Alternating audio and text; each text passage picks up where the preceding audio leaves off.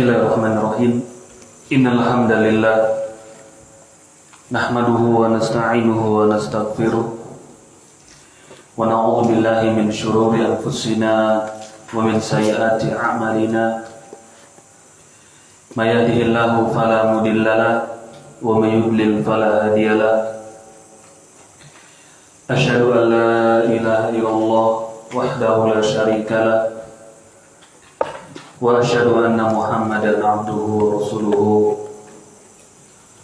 Qala Allah azza wa jalla, ya ayyuhalladzina amanu taqullaha haqqa tuqatih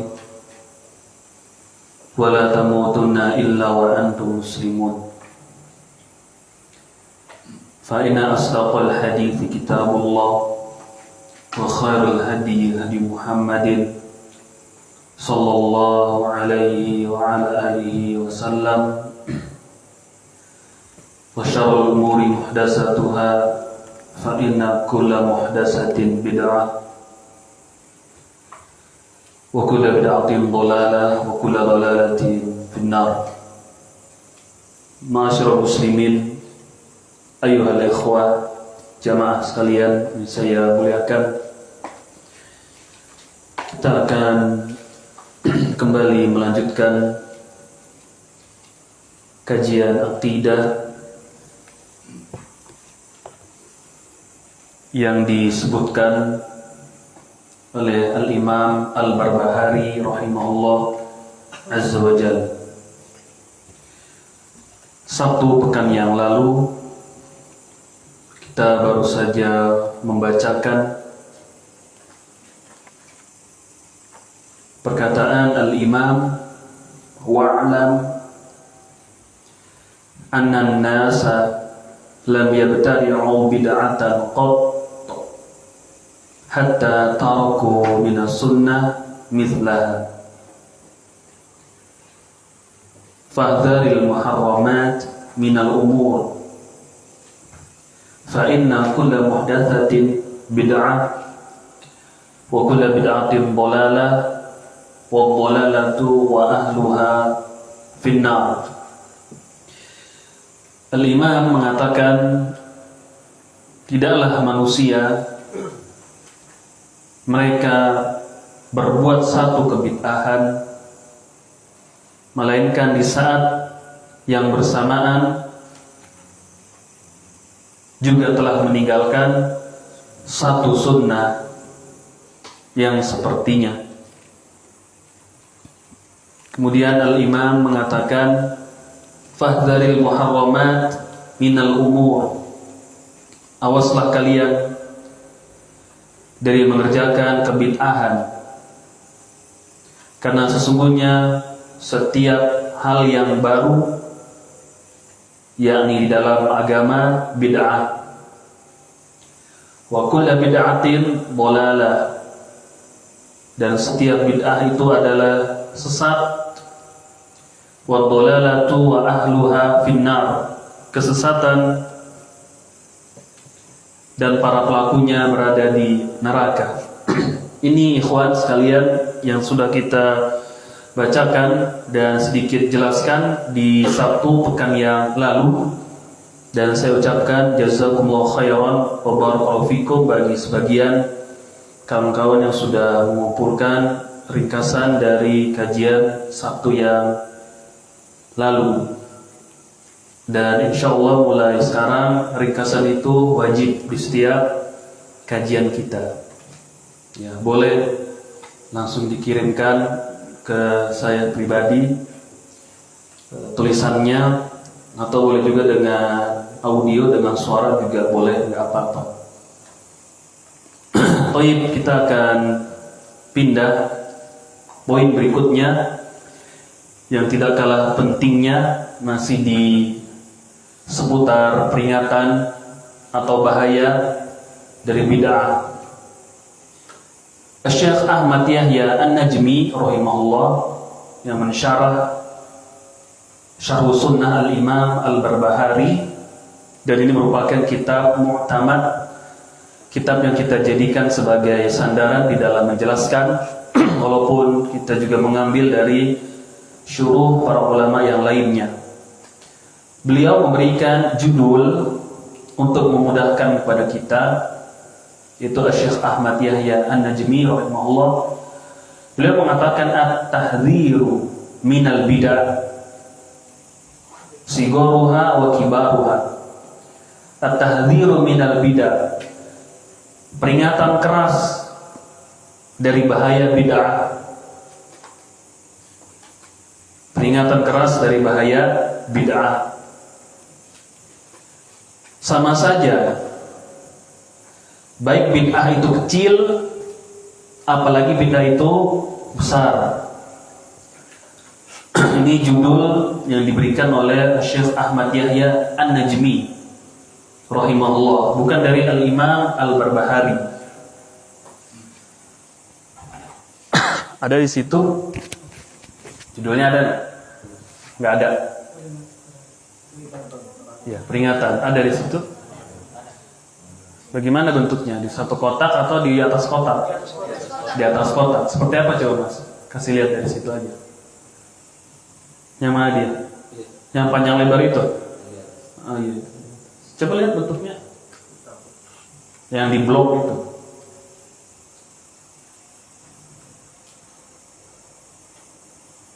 Oh, ini digabung dengan yang setelah-setelahnya. Toyib itu judul yang diberikan oleh Syekh Ahmad Yahya An-Najmiyah, bukan oleh Al-Imam Al-Barbahari rahimahullah. Al-Imam Al-Barbahari beliau mengatakan wahdar sigorul muhdatsati minal umur fa inna sigorul bid'ah ta'udu hatta tasira kibaran. Wakadzalika kullu bid'atin uhditsat fi hadhil ummah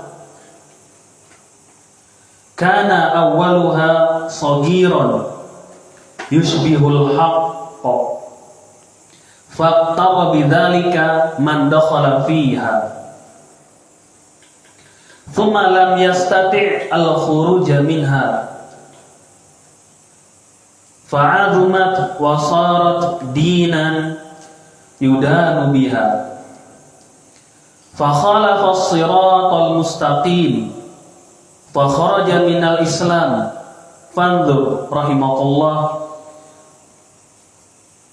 kullaman sami'ta kalamah min ahli zamanik khassah fala ta'jalanna wala tadkhulanna fi syai'in minhu hatta tas'ala wa tanzur hal takallama fihi ahadun min ashabin nabi sallallahu alaihi wasallam wa radiyallahu anhum aw ahadun minal ulama fa in asabta fihi atharan anhum fatamassak bihi wa la tujawizhu li syai'in wa la takhtar alaihi syai'an fatasquta fin nari. Al-Imam Al-Barbahari beliau mengatakan, perhatikan lihat sambil disimak, wahdar, awaslah atau hati-hatilah. Ini peringatan. Hati-hatilah engkau dari bid'ah-bid'ah yang kecil. Dari bid'ah-bid'ah yang kecil. Fa inna sigaral bid'ah ta'udu hatta tasira kibaron. Mengapa? Dikarenakan bid'ah yang kecil itu akan berubah menjadi besar di dalam kotak. Kata Al-Imam, hati-hatilah engkau dari bid'ah yang kecil. Karena sesungguhnya bid'ah yang kecil dia akan menjadi besar. Ya, sedikit demi sedikit akan menjadi besar. Lama kelamaan akan menjadi besar. Wa kadzalika kullu bid'atin uhditsat fi hadhil ummah kana awwaluha saghiran yushbihul haqq Demikian kebid'ahan yang terjadi pada umat ini awalnya itu adalah kecil. Kebid'ahan yang terjadi pada umat ini awalnya adalah kecil, menyerupai kebenaran.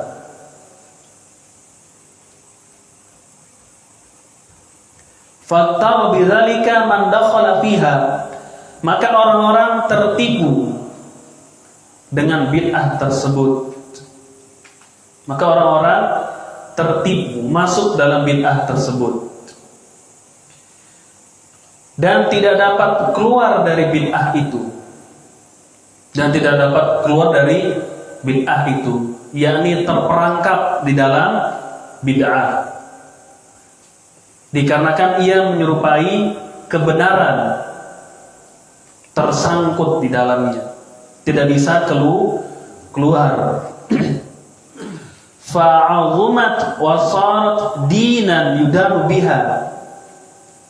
Kemudian bid'ah itu menjadi besar dan menjadi agama bagi orang tersebut. Kemudian bid'ah itu menjadi besar dan menjadi agama bagi orang itu. Fa khalafa as-siratal mustaqim, maka ia telah menyelisihi as-siratal mustaqim. Fa kharaja minal Islam, dan keluar dari agama Islam. Dan keluar dari agama Islam. Ini kalimat ancaman. yakni tidak setiap orang yang kita pahami melakukan kebid'ahan auto dia keluar dari Islam, tidak demikian. Ini adalah kalimat wa'id, ancaman dari Al-Imam Al-Barbahari. Fanzur rahimakallah. Ini adalah poin yang kedua di dalam satu poin ini. Lihatlah oleh engkau, lihatlah olehmu, setiap orang yang kau dengar perkataannya, yakni periksalah olehmu, telitilah olehmu, lihatlah olehmu. Siapa yang kita lihat? Setiap orang. Siapa yang kita periksa? Setiap orang yang kita dengar perkataannya. Fi zamanik khassah, yang berada di zaman engkau. Periksa, teliti dulu setiap orang yang engkau dengar perkataannya. Fala ta'jalanna, jangan terburu-buru. Jangan terburu-buru, yakni untuk menilai perkataan orang tersebut benar atau salah. Jangan terburu-buru. Luar biasa ini apa? Nasihat dari Al-Imam. Wala tadkhulanna fi syai'in minhu, jangan kau yakini terlebih dahulu sampai engkau bertanya sampai engkau bertanya dan meneliti. Hal takallama fihi ahadun min ashabin Nabi sallallahu alaihi wasallam, sampai engkau bertanya dan engkau mencari, meneliti, apakah ada salah seorang sahabat Nabi sallallahu alaihi wasallam mengatakannya? Apakah ada salah seorang dari kalangan sahabat Rasulullah sallallahu alaihi wasallam yang mengatakannya? Atau salah seorang dari para ulama?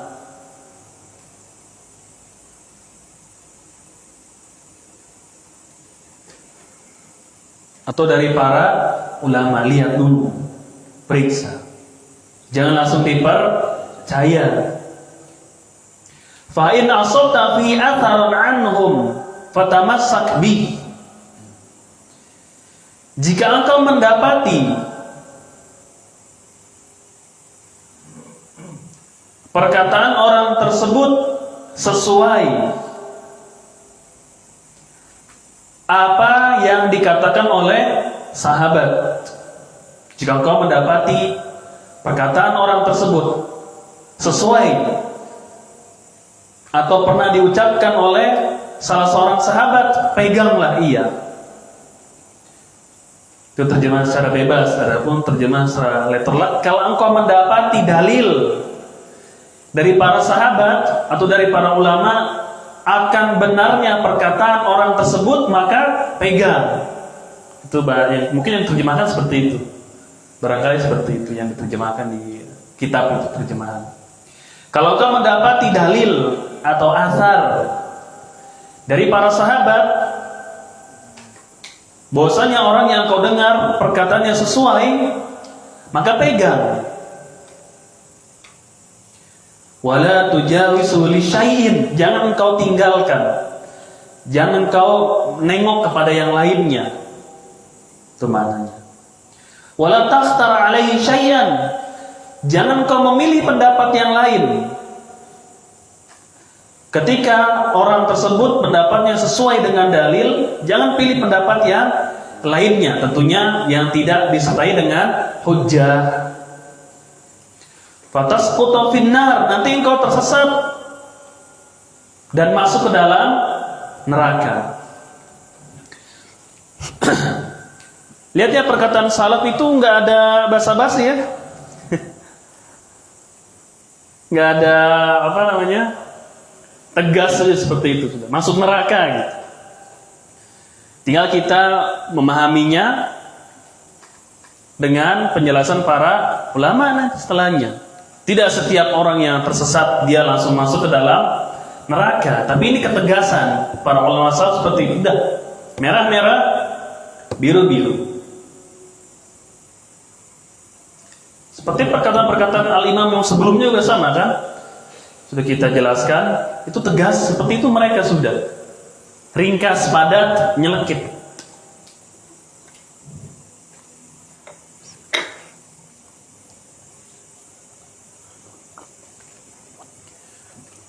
Baik, ikhwan sekalian, di sini kita masih membahas seputar bid'ah. Setelah di pekan yang lalu kita membacakan perkataan al-imam, tidaklah seorang melakukan bid'ah melainkan di saat yang bersamaan dia telah meninggalkan sunnah.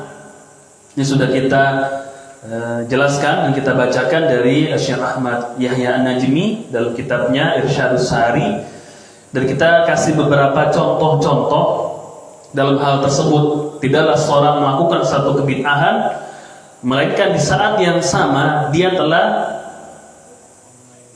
meninggalkan sunnah. Kemudian di poin berikutnya barusan kita baca, di sini Al-Imam Al-Barbahari rahimahullah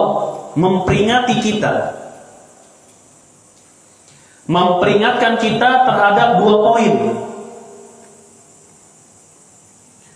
Mengingatkan kita tentang dua poin yang sangat penting. Poin yang pertama adalah hati-hati dari bid'ah yang kecil, yang remeh, yang receh. Karena tidaklah seseorang terjatuh kepada kebid'ahan yang besar melainkan berawal dari yang kecil yang dianggap remeh, keterusan besar lama-lama, dan sulit sekali dia keluar dari bid'ah itu. Itu poin yang keberapa? Yang pertama. Poin yang kedua, tidak setiap orang berpendapat itu boleh kita ambil. Tidak setiap orang berpendapat itu boleh kita ambil. Khususnya berpendapat di sini adalah berbicara tentang hal-hal yang berkaitan dengan din. Apa itu din?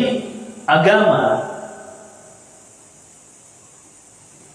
Mengatakan ini sunnah, ini wajib, ini mubah, dan seterusnya. Tidak boleh, kata Al-Imam Al-Barbahari, kita langsung percaya begitu saja. Harus diapain? Harus diapain? Harus diapakan? Harus periksa dulu, ditimbang dulu. Apakah perkataan tersebut pernah diucapkan oleh para sahabat atau pernah dijelaskan oleh para ulama? Kalau iya ada dalilnya, maka kita untuk bisa menerimanya atau kita boleh untuk menerimanya.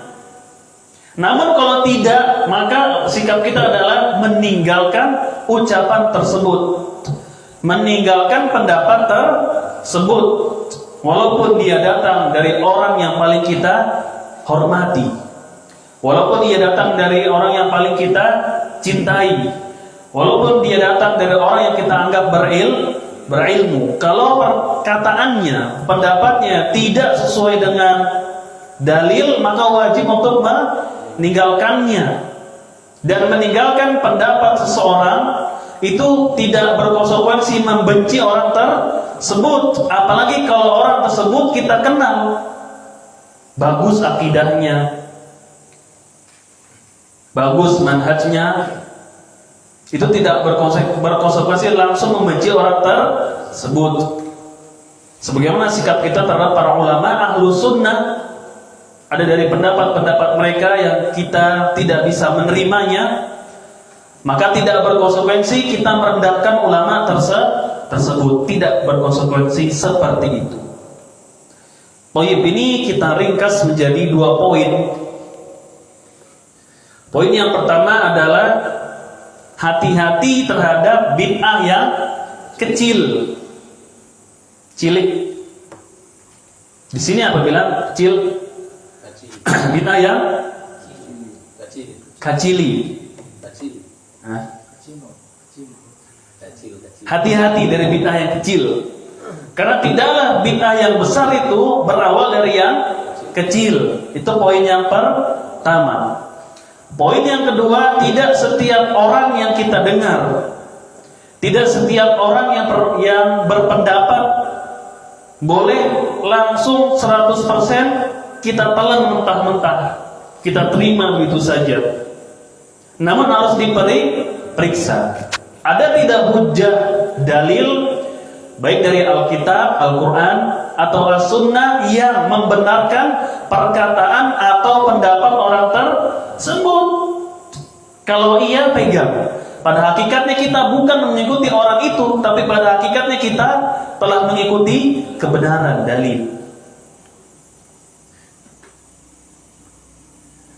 Ini 2 poin yang bisa kita simpulkan dari perkataan Al-Imam Al-Barbahari rahimahullah. Baik, kita baca syarahnya di sini. Iqra. Alif.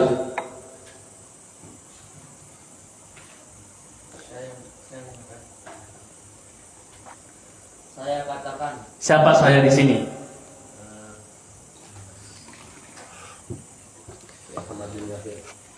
Ya, biar dia jawab.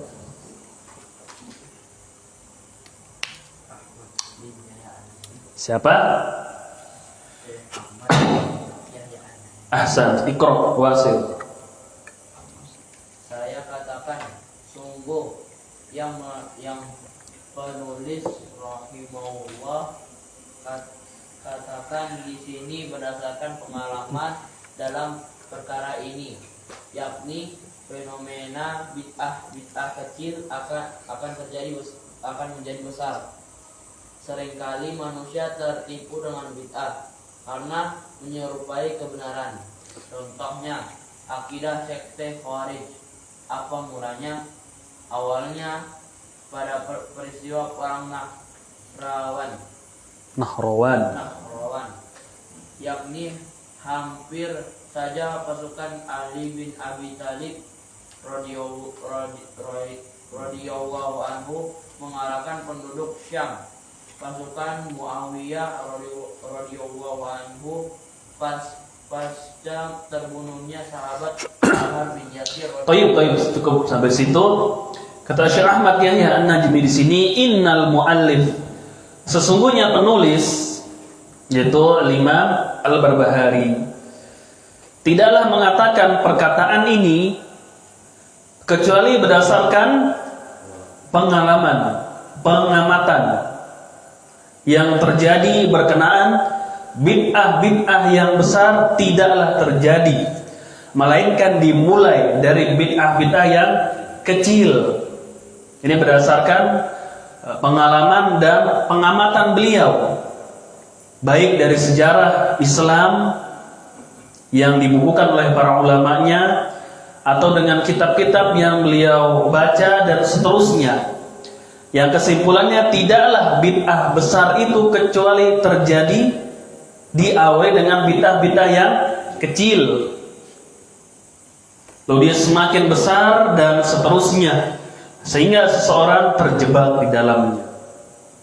Wa qad yaqtaru bihal insan li'anna fiha syabahan minal haqq.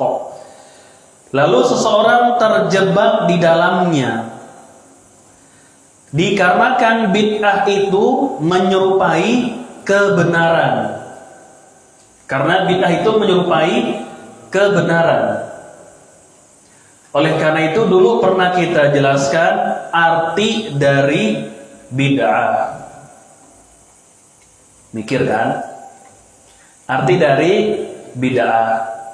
Mahiyal bid'atu. Apa itu bid'ah? Buka catatan boleh. Buka pintu rumah yang nggak boleh. Jauh. Apa itu bid'ah? Ada yang masih ingat?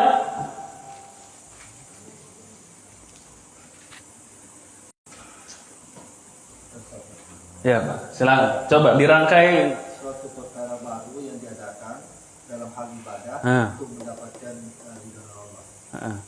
Suatu hal yang baru yang diadakan oleh seseorang untuk mendekatkan diri kepada Allah. Untuk mendekatkan diri kepada Allah agar mendapatkan pahala. Thayyib, ahsan. Betul. Ada yang lain? Betul itu. Alif. Ajaran yang datang bukan berasal dari Rasul. Yang bukan berasal dari Rasul SAW. Ya, boleh, betul, mencakup. Pak Jihad? Iya, betul. Yang mukhalif as-sunnah, al-kitab wa sunnah. Antum Mas, saudara ada? Ya. Bid'ah itu adalah yang pernah kita sebutkan definisi dari Al-Imam Asy-Syatibi. Suatu cara di dalam beribadah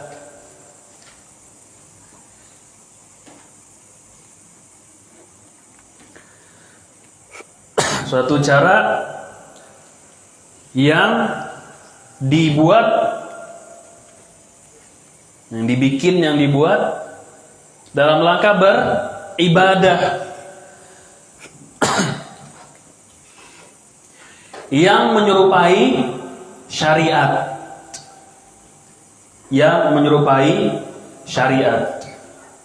Ya, suatu cara yang dibuat dalam rangka beribadah, atau tadi dalam rangka mendekatkan diri kepada Allah.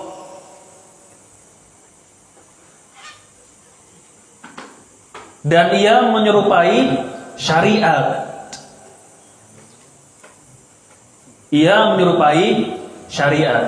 Itu yang dikatakan oleh Al-Imam Asy-Syatibi definisi dari bid'ah.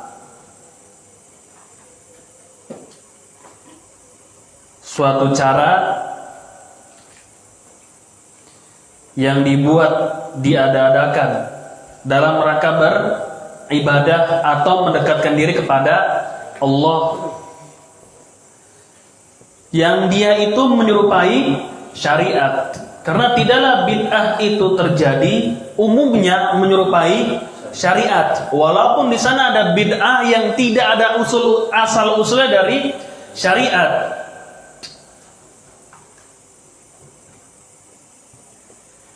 Puasa mutih misalkan. Puasa hanya makan nasi, kemudian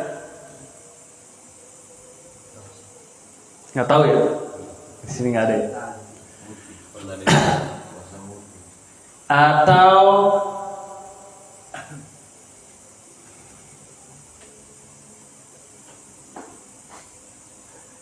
zikir deh. Salawat dibaca 1000 kali. Salawatan tapi berapa kali? 1000 kali. Ini menyerupai syariat atau tidak? Menyerupai syariat dari sisi bahwasanya salawat itu diperintahkan. Salawat diperintahkan tidak? Oleh syariat diperintahkan. Bagaimana ayatnya? Innallaha wa malaikatahu yusholluna 'alan nabi ya ayyuhalladzina amanu shollu 'alaihi wa sallimu taslima. Itu kan di surat Al-Ahzab memerintahkan kita untuk bersolawat. Sesungguhnya Allah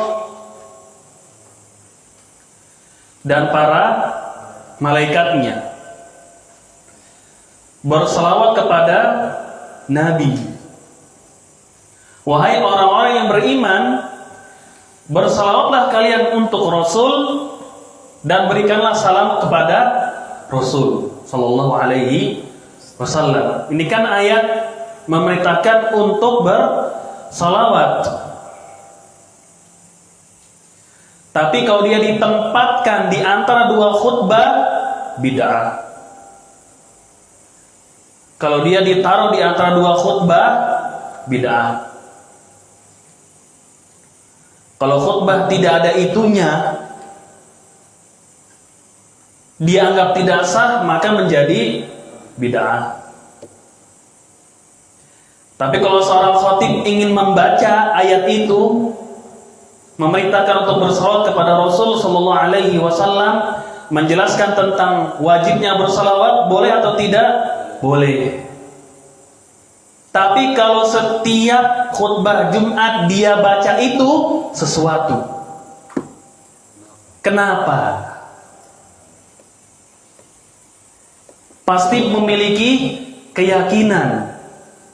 Dikarenakan orang itu setiap khutbah Jumat di antara dua khutbah selalu membaca ayat tersebut. Kenapa? Pertanyaan adalah kenapa selalu dibaca? Tapi kalau sesekali dia baca itu, namun mengajak manusia agar berselawat kepada Rasul di hari Jumat secara khusus, boleh atau tidak? Boleh. Tapi kalau setiap khutbah orang tersebut selalu baca, ini dipertanyakan, kenapa? Untuk menarik orang ustadz agar kita tidak diusir. Ketahuilah, dengan berbuat bid'ah itulah justru dakwah ini akan ditolak. Dengan melakukan sunnah itulah dakwah ini akan barokah. Jangan sampai takut dinilai jelek atau takut tidak diterima di masyarakat senantiasa membaca ayat tersebut di antara dua khutbah. Lebih baik langsung kita ajarkan kepada masyarakat yang sunnah. Kembali, salawat diperintahkan atau tidak? Diperintahkan, tapi dibaca sampai 1000 kali. Mana keterangannya? Mana keterangannya? Dan kalau salawat dibaca 1000 kali jadi bid'ah atau tidak? Jadi bid'ah. Yang awalnya selawat itu disyariatkan. Oleh karena itu selawat 1000 kali dikatakan bid'ah. Dan tadi disebutkan bid'ah itu menyerupai syariat, mirip. Padahal mah paslu. Padahal mah palsu, KW. Dia mirip dengan syariat bid'ah itu. Contohnya apalagi?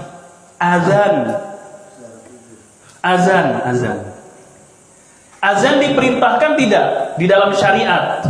Disyariatkan atau tidak? Disyariatkan. Apa arti azan secara bahasa? Baik. pemberitahuan. Apa arti azan secara syariat? Alif. Pemberitahuan dalam masuknya waktu sholat. Dengan lafaz-lafaz yang tertentu. Azan disyariatkan.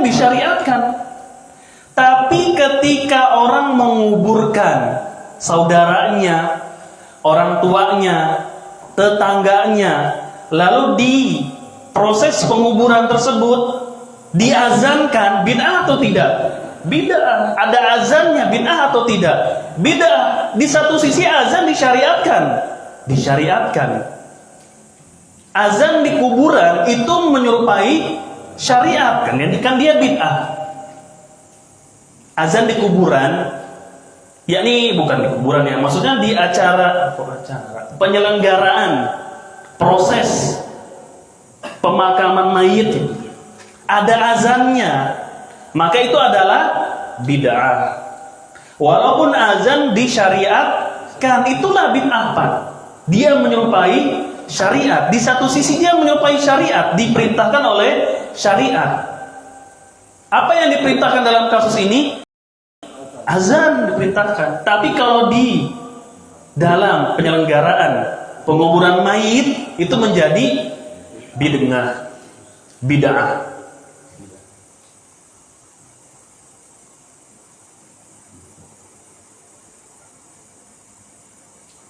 Dan seperti itulah bid'ah kebanyakannya menyerupai syariat. yakni di satu sisi syariat memerintahkannya, tapi entah cara dalam pelaksanaannya, waktunya, tempatnya, jumlahnya, caranya ini tidak sesuai dengan syariat, jadilah dia bid'ah. Ada juga bid'ah yang tidak ada asal usulnya dari syariat, sama sekali nggak ada. Kalau tadi bid'ah yang di satu sisi syariat memerintahkannya, ya, ada unsur syariatnya di situ, di satu sisi. Tapi di sisi yang lain dia jadi bid'ah karena dalam pelaksanaannya, atau tempat-tempatnya, atau waktunya, atau bilangan dan jumlahnya tidak sesuai dengan syariat, jadilah dia bid'ah. Di sana ada lagi bid'ah yang tidak ada asal usulnya sama sekali dari syariat. Sama sekali tidak ada asal usul dari syariat, baik dari Quran atau dari sunnah, nggak ada sama sekali.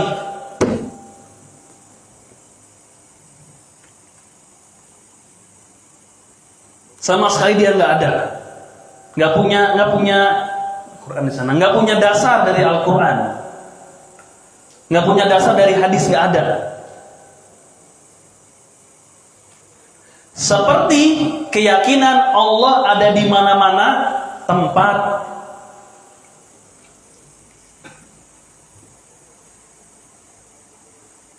Seperti keyakinan Allah ada di hati. Seperti perkataan Al-Quran itu adalah makhluk. Seperti perkataan Al-Quran itu adalah makhluk. Seperti perkataan Allah tidak mengetahui terjadinya sesuatu kecuali setelah terjadi sesuatu itu, peristiwa itu, baru Allah tahu.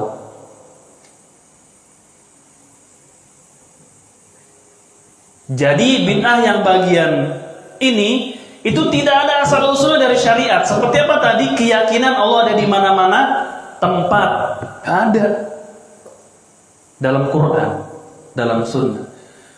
Keyakinan Allah itu ada di mana? Di hati. Perkataan bahwasanya Al-Quran itu adalah makhluk. Perkataan Allah itu tidak mengetahui terjadinya sesuatu kecuali setelah kejadian. Itu kan bid'ahnya orang-orang Qadariyah.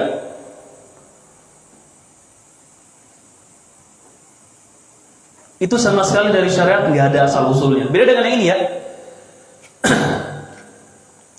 Bid'ah yang ada unsur menyerupai syariat disebutnya bid'ah idhofiyah. Bid'ah idhofiyah. Ada papan tulis. Ambil nih dari paslon, dari kelas, bawa ke sini potong.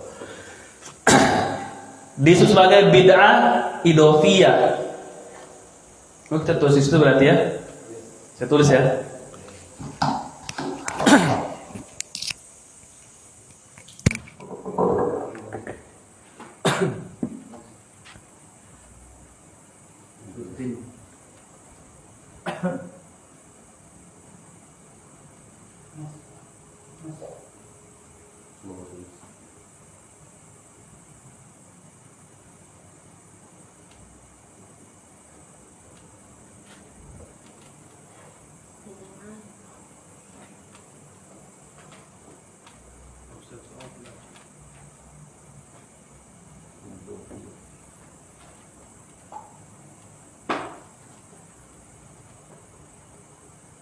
Saya bacakan ya.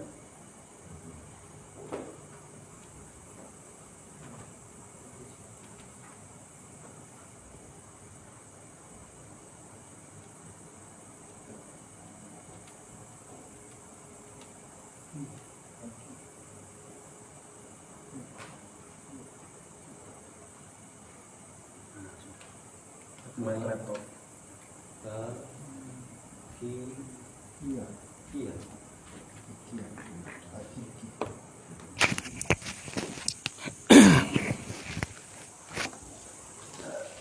Toib nanti ada di situ. Bid'ah idofiyah. Bid'ah idofiyah, dia itu menyerupai syariat. Bagian yang pertama itu ada di sabur, di whiteboard. Bahasa Indonesia papan tulis.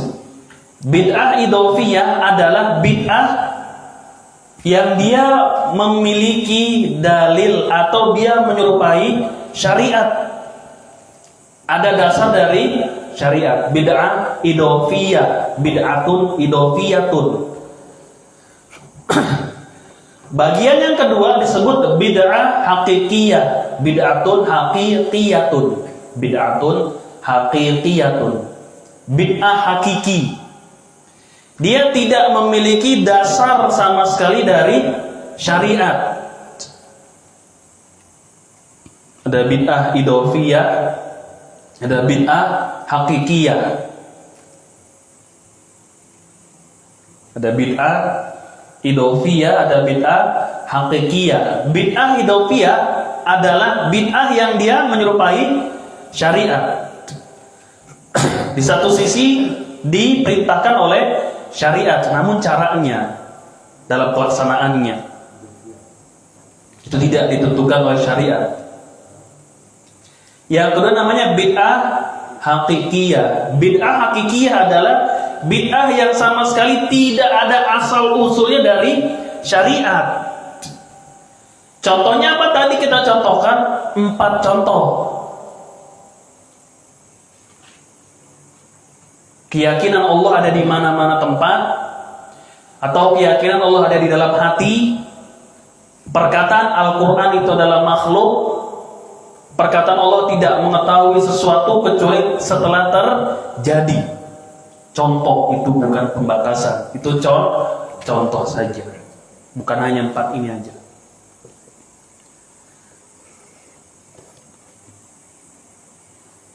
Toyib, kita lanjut nanti saja itu tulisnya.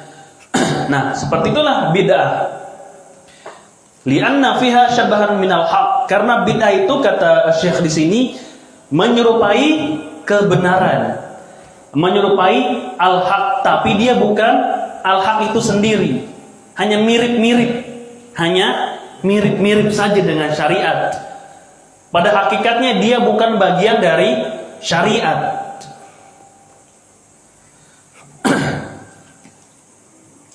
Antum perhatikan, saya bacakan di sini.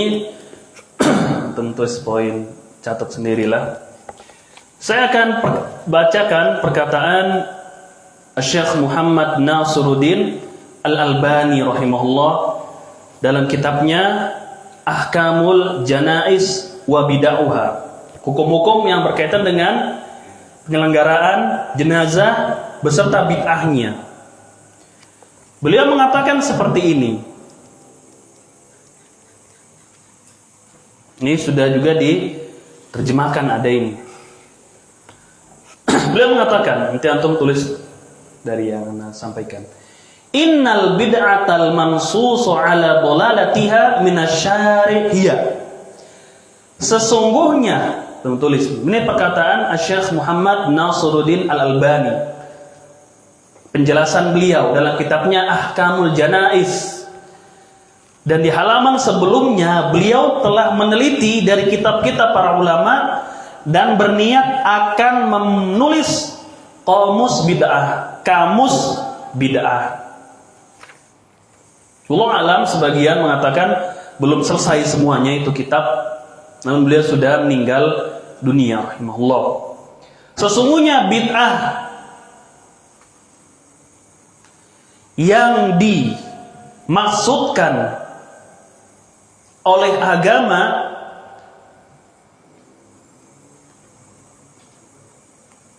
kesesatannya adalah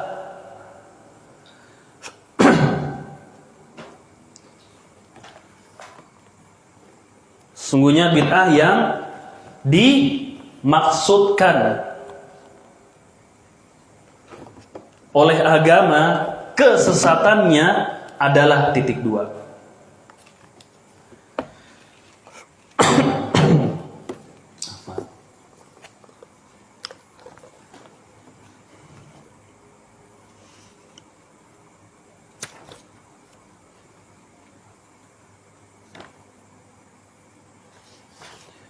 Baik. Yang pertama, kullu ma'arada as-sunnata minal aqwal awil af'al awil aqaid walau kanat an ijtihadin. Yang pertama yang dimaksudkan termasuk kebid'ahan, ya, atau bahasa yang lebih gampangnya ciri-ciri deh, ya, mungkin ciri-ciri dari bid'ah, atau kapan sesuatu itu dikatakan sebagai bid'ah. Yang pertama, nanti di ringkasan dirapihin tuh, wajib nih push up 200 kali, di atasnya rak kitab. Enggak dong. Enggak seperti itu. Saya cuma serius. Kullu ma'arada sunnah, setiap yang bertentangan dengan sunnah. Ini kan nanti ada rekamannya, bisa dilihat. Setiap yang bertentangan dengan sunnah, baik dari ucapan, komanya jangan ditulis, perbuatan, dan akidah. Segala sesuatu yang bertentangan dengan sunnah, baik berupa ucapan, perbuatan, dan akidah, yaitu keyakinan maksudnya. Walau kanat an ijtihadin, walaupun itu bersumber dari ijtihad. Walaupun itu bersumber dari ijtihad.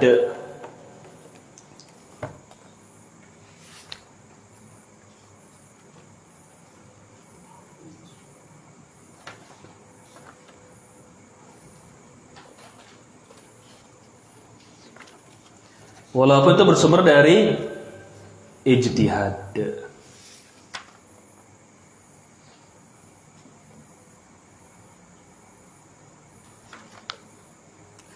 Nanti ada contoh-contohnya di kemudian hari, mungkin kita bahas oleh murid beliau, yaitu Syekh Ali bin Hasan Al-Halabi rahimahullah dalam kitabnya Ilmu Usulul Bidah, ilmu tentang mengetahui bid'ah seperti apa. Itu dicontohkan lagi. Nah, yang pertama ini, jadi Syekh Ali mengambil dari gurunya, dari kitab Ahkamul Janaiz yang disebutkan oleh Al-Imam Al-Albani tentang bid'ah seperti apa. Lalu beliau luaskan, dicontohkan oleh Syekh Ali nanti dalam kitabnya Ilmu Usul Bidah. Mungkin ini perlu pembahasan khusus. Contohnya nanti bisa tanya sama itu kita lah ya. Gimana Ustaz contohnya seperti apa. Tapi jangan di pertanyaan ya. Lama nanti. Subuh kan masih berapa jam lagi tuh. Yang kedua, kullu amrin yutaqarrabu ilallahi bi. Mungkin nanti contoh-contohnya bisa kita bacakan kalau ada waktu. Saya lagi kurang sehat ini. Enggak banyak tenaga. Kullu amrin taqarrabu ilallahi bihi wa qad naha anhu Rasulullah sallallahu alaihi wasallam. Setiap bentuk taqarrub, setiap bentuk pendekatan diri kepada Allah. Taqarrub ya kan, sering dengarkan bertaqarrub kepada Allah. Setiap bentuk pendekatan diri kepada Allah. Antum paham nggak maksud pendekatan diri? Mendekatkan diri itu apa? Bahasa lainnya ibadah. Setiap bentuk ibadah, setiap bentuk pendekatan diri kita kepada Allah. Wa qad naha anhu Rasulullah, tapi telah dilarang oleh Rasulullah sallallahu alaihi wasallam. Tapi dilarang oleh Rasulullah sallallahu alaihi wasallam. Itu contohnya mungkin pekan depan deh insyaallah. Per poin-poin ini. Setiap bentuk ibadah tapi dia telah dilarang oleh Rasulullah sallallahu alaihi wasallam, tapi kita masih mengerjakannya, itulah yang dimaksud dengan bid'ah. Udah dilarang, nggak boleh. Puasa sepanjang masa, boleh atau tidak? Nggak boleh, dilarang. Jadi bid'ah tidak mau dikerjakan, bid'ah. Nggak mau kawin, nggak mau nikah, dia gunakan itu sebagai bentuk ibadah. Dilarang tidak oleh syariat? Dilarang. Kalau dia kerjakan jadi bid'ah, tidak jadi bid'ah. Sholat malam semalam suntuk, nggak pakai tidur, terus dia dijawabkan seperti itu. Dilarang tidak oleh Rasulullah SAW? Nabi SAW saya tidur kan. Seperti kisah 3 orang sahabat yang mendatangi, entah panjang lagi. Taib. Yang ketiga, kullu amrin la yumkinu an yushra'a illa bin nassin au tauqifin wala nassu alaihi fahuwa bid'ah illa ma kana an sahabiyyin taqarrara dzalikal amal minhu duna nakir. Setiap hal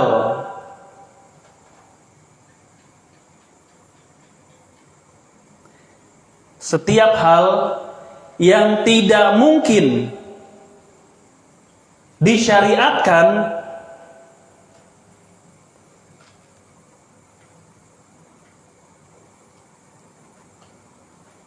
melainkan dengan dalil.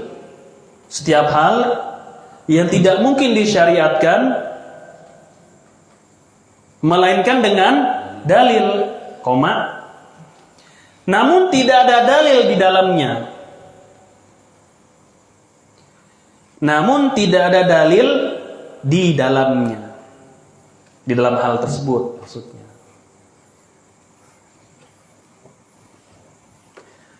Maka itu adalah bid'ah.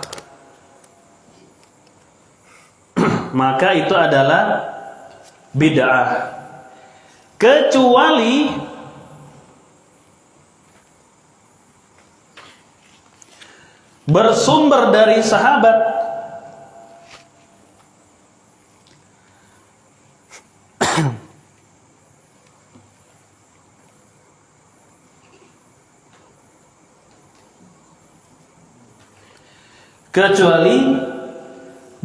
dari sahabat dan dilakukan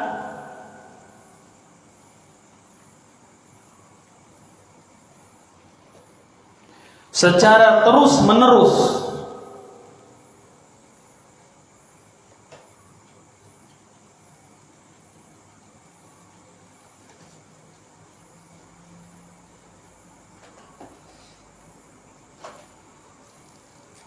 dan tidak diingkari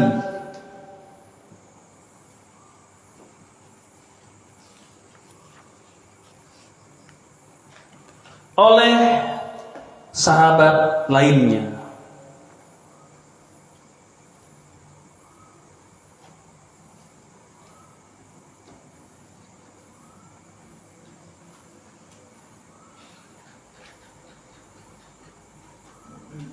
Yasinan malam Jumat. Itu tidak mungkin disyariatkan kecuali ada dalilnya. Paham nggak? Membaca Yasin khusus di malam Jumat itu kan tidak mungkin itu dikerjakan, diperintahkan, melainkan harus ada syariatnya kan, dalilnya. Dan tidak ada dalil dalam hal itu. Ada nggak dalilnya? Diwajibkan, diperintahkan, dianjurkan malam Jumat baca itu ada nggak? Nggak ada, nggak ada. Kemudian dia bisa jadi sunnah kalau dikerjakan oleh para sahabat. Tapi sahabat ada nggak? Nggak ada. Dia bisa jadi sunnah kalau dikerjakan oleh sahabat dan dilakukan terus menerus. Itu ada. Dan tidak ada yang mengingkarinya. Tidak ada yang mengingkarinya. Itu baru bisa jadi sunnah. Tapi nggak ada kasus ini. Paham nggak? Jadi suatu keyakinan, ajaran, ucapan itu tidak mungkin disyariatkan, melainkan harus ada wahyunya kan? Tapi wahyunya nggak ada, nggak ada dalilnya. Berarti ada opsi kedua, harus diamalkan oleh para sahabat, berulang-ulang diamalkan terus. Dan tidak ada yang mengingkarinya, baru dia bisa dimasukkan ke dalam sunnah. Karena kita diperintah untuk mengikuti sunnahnya para sahabat juga. Fa'alaikum bisunnati wa sunnatil khulafa'i ar-rasyidin. Itu yang keberapa itu? Yang ketiga, yang keempat.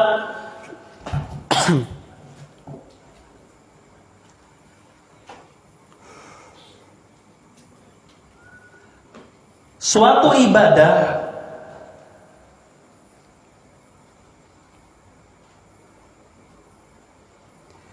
yang bersumber dari kebiasaan orang-orang kafir. Subhanallah.